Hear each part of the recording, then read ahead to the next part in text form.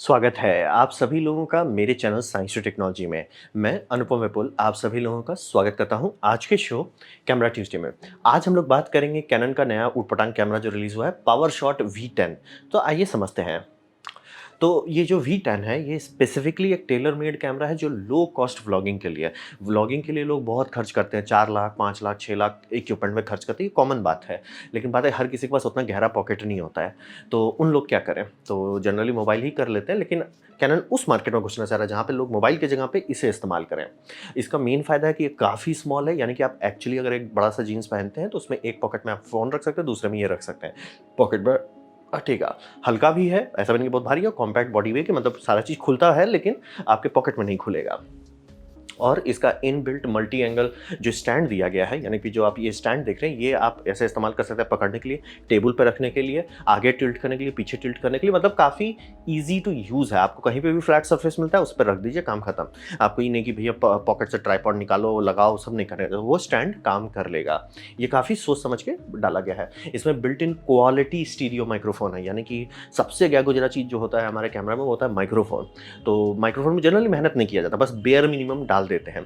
यहाँ पे वैसा नहीं है, यहाँ पे एक्चुअली ढंग से मेहनत करके माइक्रोफोन दिया गया। जैसे सोनी के कुछ-कुछ वेराइटीज़ में आते हैं, स्टीरियो माइक्रोफोन है जो क्वालिटी है, यानी कि अगर आप उसे इस्तेमाल कर रहे हैं, तो आपका ऑडियो सुनने लायक होगा।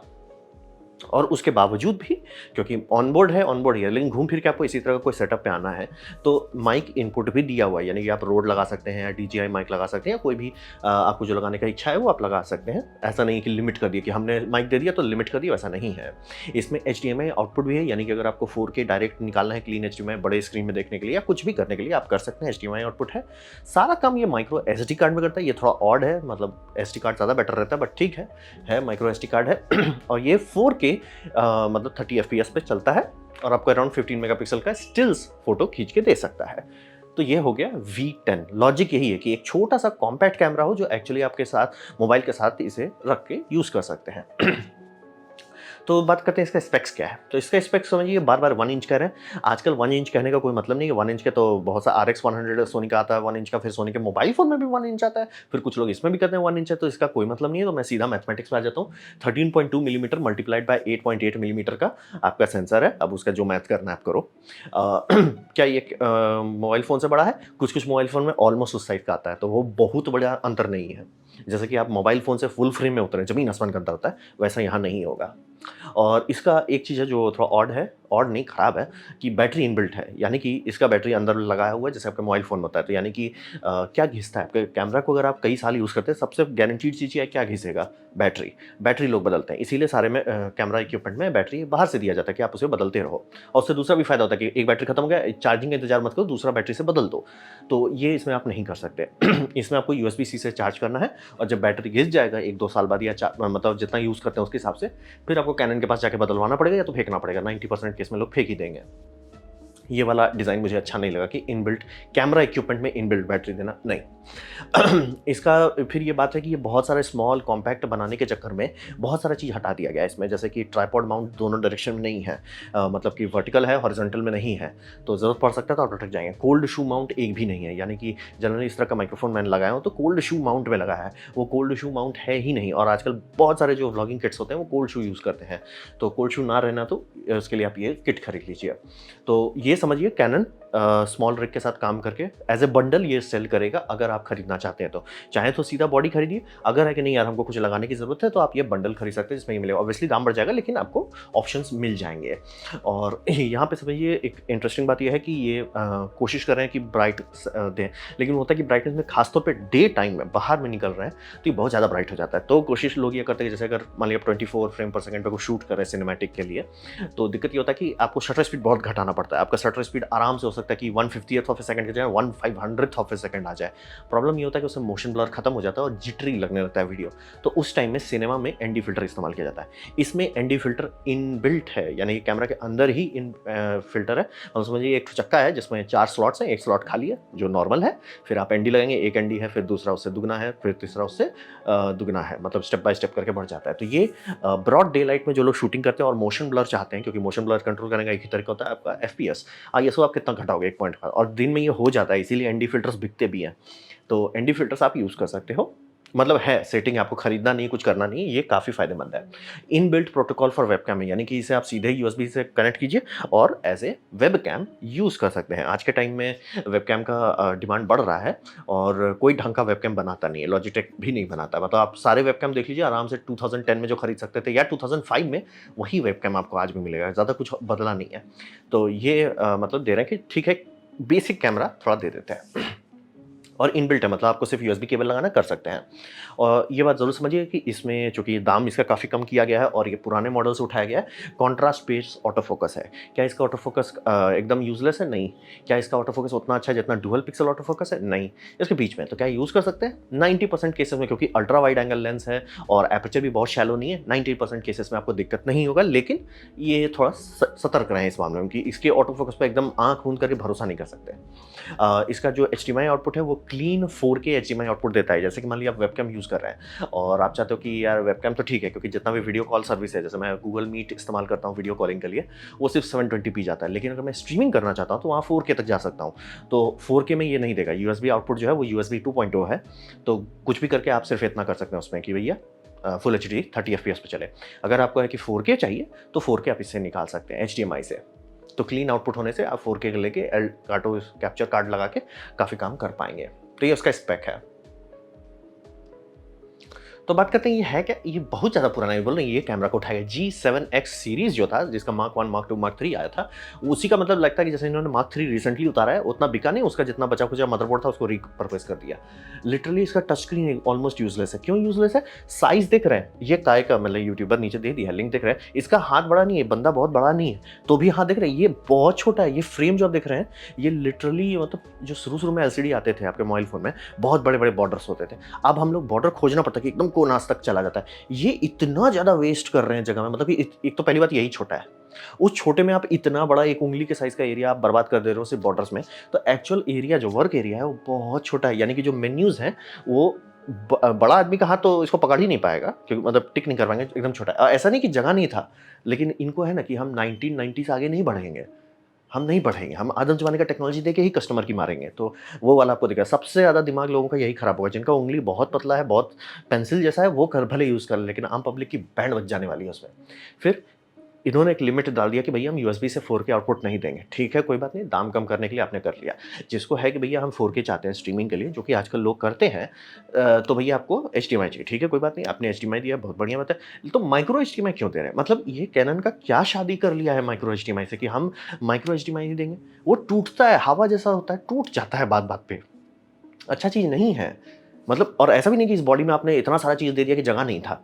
आप तो माइक्रो एसडी कार्ड दे रहे हो, जगह का कमी आपको नहीं है। और गारंटी देता हूँ, कोई खोल के दिखाएगा भाई सही में खाली जगह है। वो आराम से फुल साइज़ देते तो एक्चुअली यूज़फुल होता। नहीं, उसको भी टूटने वाला दे दिए।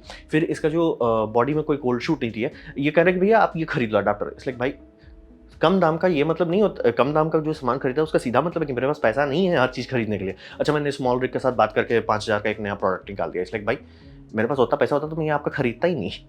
तो बात वही रहता है कि कोल्ड शू भी नहीं देना, मतलब तो आप दिए क्या हो? जो माइक्रो एचडीएमआई है वो सिर्फ काम का है, क्योंकि टूट ही जाएगा। यूज़ करेंगे या तो केबल टूटेगा, बनाओ कि केबल टूटे, नहीं तो पोर्ट टूटेगा। पोर्ट टूटा तो आपका कैमरा गया। तो ये जेनुइनली फ्रस्ट्रेटिंग है। और फिर ये समझिए कि ये कह रहे हैं स्ट्रीमिंग के लिए, कह रहे हैं कि आपका टिकटॉक क्राउड के लिए है, व्लॉगर्स के लिए है, वर्टिकल नहीं सपोर्ट करता है। इट्स लाइक सर आप क्या फूक रहे हो? मतलब आपको अगर ऐसे कर रहे हो ना, कोई बटन नहीं है, बटन दबा दो वर्टिकल शूट कर लेगा ना जी, नहीं। इसका वर्टिकल है, आपको कैमरा ऐसा करना पड़ेगा। इट्स लाइक आज के टाइम में वर्टिकल वीडियो इंपॉर्टेंट है और आपका ये सोल्यूशन है कि एक काम करो, कैमरा ही घुमा दो, हम बस वीडियो में मेटा डेटा डाल देंगे कि वो वीडियो रोटेटेड है। ये व्लॉगिंग कैमरा है इनका। मतलब ये सीरियसली एकदम, हम नहीं आएंगे 1990 से आगे, हम नहीं आएंगे, हम कस्टमर को कचरा ही बेचेंगे जेन्युइनली।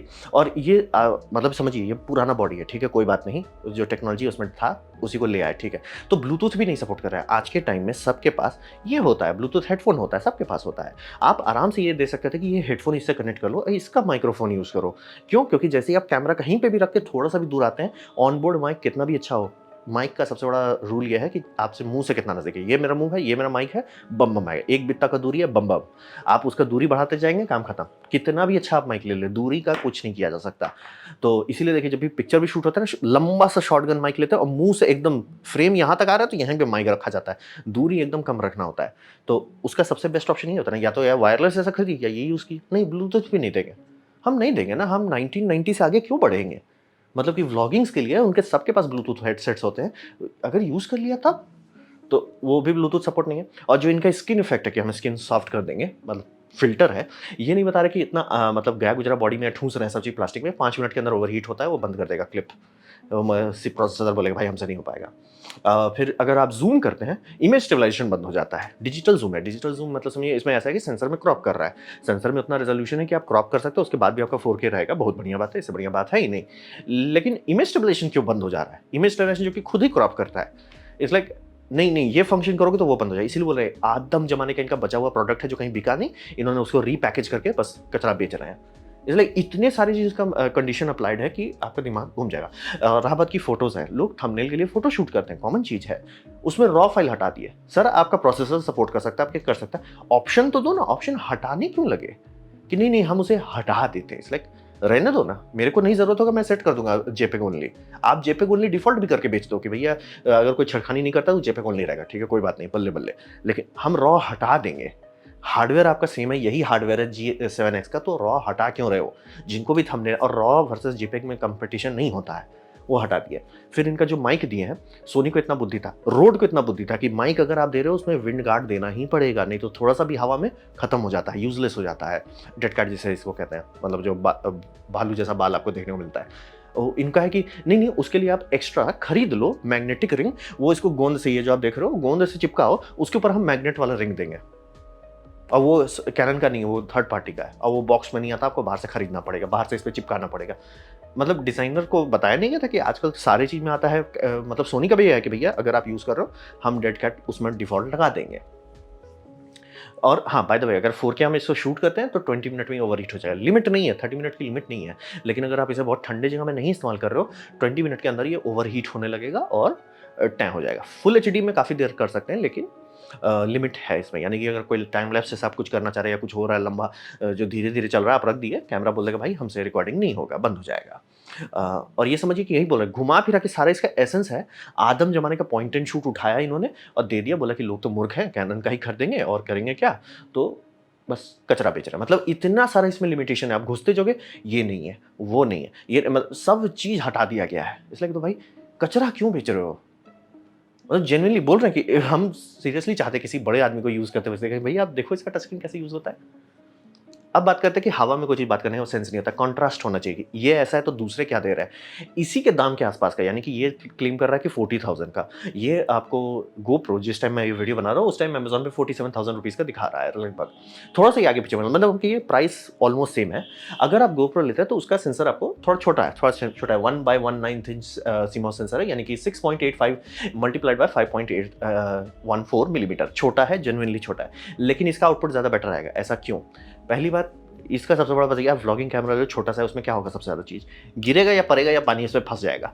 ये कैमरा सब बर्दाश्त कर लेगा। GoPro जो है आपको बोले भाई पानी से हमको टेंशन नहीं है, गिर उड़ गए, टूटने फूटने वाला आसानी से तो नहीं, असंभव नहीं है कि आप इसको बुर्ज खलीफा से गिरा देंगे तो ऑब्वियसली टूट जाएगा, लेकिन आसानी से मतलब क्या होता है ना, ऊप्स में ये कैमरा संभाल लेगा, गिरने पड़ने को संभाल लेगा, बारिश से इसको कोई फर्क नहीं पड़ने वाला, स्विमिंग पूल में चलेगा कोई फर्क नहीं पड़ने वाला, वो सब संभाल लेगा। समझ रहे हैं, आप पैसा दे रहे हो और आपको एक भरपुष्ट माल मिल रहा है जो हम संभाल लेंगे। दूसरी बात, इनका वीडियो बनाने का सिस्टम है कि सेंसर इतना बड़ा है डिजिटली कि ये एक स्क्वायर वीडियो बनाते हैं। तो बोलेंगे इसका फायदा क्या है? आप वीडियो को अपने हिसाब से क्रॉप करो, आपको स्क्वायर वीडियो चाहिए क्रॉप करके दे दो, आपको 16:9 चाहिए यूट्यूब के लिए क्रॉप करके दे दो, वर्टिकल चाहिए क्रॉप करके दे दो। एक वीडियो फाइल से 3 फॉर्मेट निकाल सकते हैं, टेंशन लेने की जरूरत नहीं है। ये नहीं कि कैमरा घुमाओ वो सब करने की जरूरत नहीं है सर, डायरेक्ट होगा और वो भी फुल रेजोल्यूशन पे। इसीलिए बोला सेंसर इतना बड़ा है इनका डिजिटली। फिर अब बात करते हैं हाई स्पीड शूटिंग में, ये फुल एचडी में 240 FPS तक जा सकता है और 4K में 120 जा सकता है, जबकि आपका कैनन महाराज जो कि व्लॉगिंग के लिए 120 भी नहीं छू सकते, 60 भी नहीं छू सकते। तो समझिए 240 का तो सवाल ही नहीं होता। और इमेज स्टेबलाइजेशन के बारे में, किसी को GoPro पसंद हो चाहे नहीं हो, उसका इमेज स्टेबलाइजेशन के बारे में हम लोग बात नहीं करते सर, नहीं करते सर, वो ये कर लेता है, मतलब ये वर्चुअल इवेंट होराइजन बना के होराइजन लॉक कर लेता है। आप कैमरा घुमाते रहिए, उसका होराइजन हिलने वाला नहीं है। तो डिस्कशन नहीं करते हैं उसके बारे में। तो वो आपको ऑलमोस्ट सेम दाम पे सब चीज़ दे रहा है और उसमें इतने सारे एक्स्ट्रा फंक्शन हैं, जैसे कि आप लो लाइट के लिए कार्ट रील्स बनाना चाहते हैं उसका है, स्टार्ट रील बनाना चाहते हैं उसका है, लाइट पेंटिंग का उसका है, टाइम लैप्स करने का है और बैटरी स्वैपेबल है, यानी कि बैटरी खत्म हो गया कोई बात नहीं, खोलो नया बैटरी लगा दो, खटा बढ़िया से रहेगा और वो भी आपका वेबकैम वाला फंक्शन दे देता है, कोई बड़ी बात नहीं है। सारा चीज़ आपको गोप्रो दे रहा है और वो ज़्यादा बेटर दे रहा है। बेस्ट केस में ये देख सकता हूँ कि कुछ लोगों के नहीं है, गोप्रो पे उतना भरोसा नहीं है, ठीक है वो, लेकिन कैनन अच्छा नहीं है। मतलब आप या तो गोप्रो ले लो, अगर आपको सही में काम करना है तो गोप्रो ही ज़्यादा बेटर रहेगा, या तो जितना पैसा आप इसमें लगाने वाले हो ना, उतना पैसा आप अपने नेक्स्ट फ़ोन में उतना पैसा ऐड कर दो। अगर मान लीजिए आप फ़ोन लेते हो 30,000 का, तो 30,000 पे 40,000 ऐड करके हाई फ्लैगशिप ले लो, ज़्यादा बेटर फ़ोन मिलने वाला है। अब फ़ोन में तो आपको शायद आजकल वाटरप्रूफ भी आने लगे हैं बहुत सारे फ़ोन। डिफ़ॉल्ट आते हैं, मतलब तो डिस्कशन भी नहीं होता है, हाँ, फ्लैगशिप है तो वाटरप्रूफ होगा ही। तो वही समझिए कि एकदम ही मतलब इसको आप वैक्यूम में देखोगे तो ही ये कुछ देखने लायक लग रहा है। जैसे ही इसको गोप्रो से कंपेयर करना है, कुछ नहीं है। मोबाइल से कंपेयर करना, बोले मोबाइल ही अब धो देगा इसको भाई। ओह बाय द वे ये 10 बिट है। वो महाराज आपका 8 बिट से ऊपर नहीं जाता। वीडियो कैमरा 8 बिट से ऊपर नहीं जाता है आज के टाइम में। आज के मोबाइल दे देते हैं आपको 10 बिट। मतलब सीरियसली बस उनके पास स्टॉक था, उन्होंने भरोसा किया कि हमारे मूर्ख कस्टमर सब हैं, वो खरीद लेंगे। मतलब वो इस तरह का सामान, वो भी बैटरी जिसमें, समझिए गोप्रो को समझिए कि भैया बैटरी इनबिल्ट नहीं देते हैं, क्योंकि बैटरी घिसता है, खत्म हो जाता है, उसका डाइलेक्ट्रिक बिगड़ जाता है, नहीं चार्ज होल्ड कर पाता है। ये सबको पता है कि बैटरी नहीं टिकता है, बैटरी बदलो। नहीं नहीं नहीं, हम तो उसको इनबिल्ट कर देंगे। और जो यूएसबी सी पोर्ट दिए हैं वो यूएसबी 2.0 है, यानी कि अगर आप माइक्रो एसडी कार्ड बार बार निकालना नहीं चाहते, जो कि मतलब बहुत छोटा सा बहुत फिडली होता है, नहीं करना चाहते, नहीं तो आप फाइल ट्रांसफर नहीं कर सकते, स्पीड बहुत कम आएगा, आपको कार्ड रीडर यूज़ करना पड़ेगा।